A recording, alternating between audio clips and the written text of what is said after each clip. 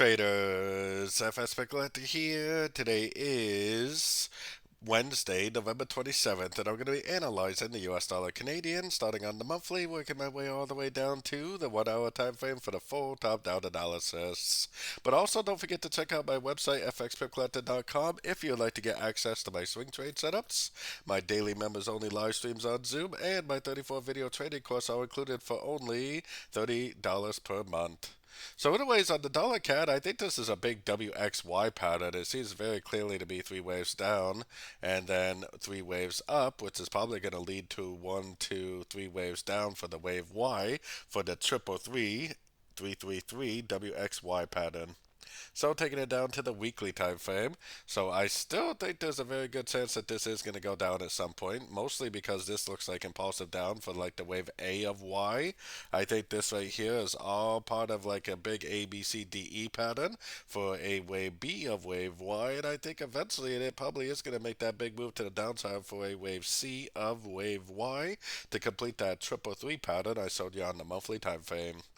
Heading down to the daily time frame. Now the trend is definitely still up on the daily. At this point, it would have to go down and break this low right here for me to say that the trend has turned to the downside. I mean, until that happens, we have to keep in mind that this count may not be correct and it may just keep on trending up.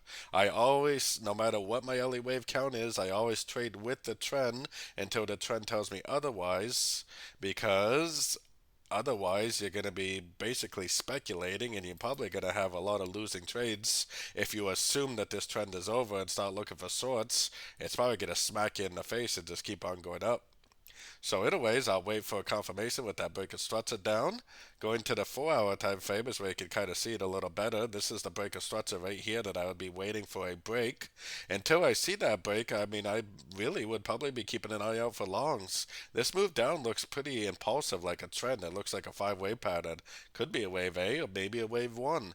At some point, it probably is going to make a move to the upside for a correction to that move down, wave B or wave 2. Then this is where we're going to find out what's going on, because if it goes down and breaks structure in a wave 3, then we'll definitely start looking for shorts on pullbacks. On the other hand, if it's an ABC, it'll go down to a Fibonacci retracement level, make a nice engulfing move to the upside, making a wave C, and that would be my entry to go long for the continuation of the uptrend. So taking it right down to the 1 hour time frame, like I said, this move down to me looks like a trend. It's either a wave A or a wave 1.